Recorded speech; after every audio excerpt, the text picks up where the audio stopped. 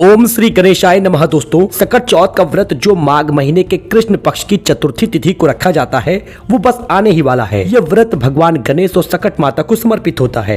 इस दिन महिलाएं अपनी संतानों की लंबी आयु के लिए निर्जला व्रत रखती हैं, मतलब पानी तक नहीं पीती हैं। तो रात में चंद्रदेव की पूजा करने के बाद व्रत का पारण होता है। यह व्रत बहुत ही कठिन माना गया है, लेकिन इसका विशेष धार्मिक महत्व भी है। आइए इसके बारे में पूरी जानकारी जानते हैं। सकट चौथ कब है, चांद कब निकलेगा, चांद को अर्घ देने की विधि क्या है, पूरी जानकारी हम आपको बताएंगे। देखिए, इस व्रत को करने से संतान के जीवन में कोई बड़ा संकट नहीं आता। भगवान गणेश जी की विशेष कृपा सदैव बनी रहती है। सकट चौथ को तिलकुट चौथ, माघी चौथ, संकष्टी चतुर्थी, लंबोदर चतुर्थी, माही चौथ आदि के नामों से भी जाना जाता है। मतलब ये चौथ इस साल की सबसे बड़ी चौथ होती है।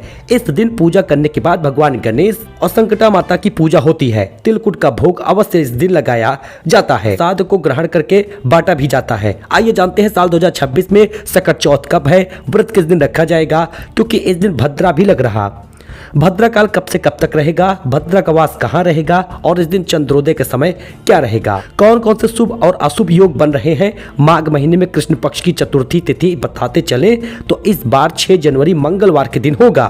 सुबह 8:02 पे प्रारंभ हो जाएगा। मंगलवार को पूरा दिन चतुर्थी तिथि रहेगी। चतुर्थी तिथि का समापन 7 जनवरी को दिन में बुधवार को सुबह 6:52 पर होगा। ऐसे में इस बार हिंदू पंचांग के अनुसार सकट चौथ का व्रत 6 तारीख को ही रखा जाएगा, मंगलवार के दिन।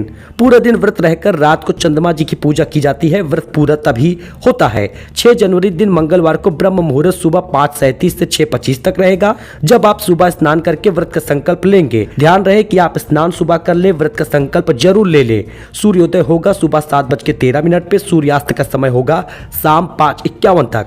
इस दिन भद्रा काल सुबह 8 बजे ही रहेगा। भद्रा का वास मृत्यु लोक में ही होगा, इसलिए सुबह 8 बजे तक कोई भी शुभ काम आप न करें, करने से बचिएगा।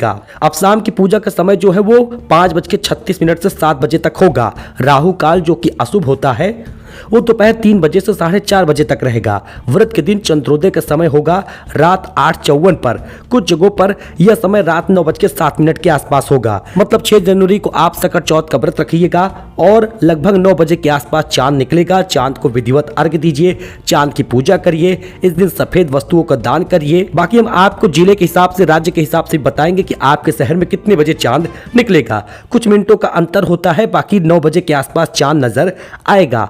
शहर के अनुसार चंद्रोदय के समय जरूर जांच लीजिएगा। चांद को अर्घ देने के बाद ही व्रत का पारण करिएगा। ये आज का वीडियो था जिसमें आपको जानकारी दी गई है। आई होप कि आपको ये पसंद आया हो। 6 जनवरी को व्रत रखिए, 6 जनवरी को ही दान करिएगा और सकट चौथ का मन पूर्वक, ध्यान पूर्वक व्रत रखिएगा। चांद को अर्घ देने के बाद व्रत का पारण आप कर सकते हैं, जल ग्रहण कर सकती हैं। मिलते हैं नए अपडेट में नई जानकारी के साथ। कमेंट में श्री गणेशाय नमः जरूर लिखिएगा। धन्यवाद।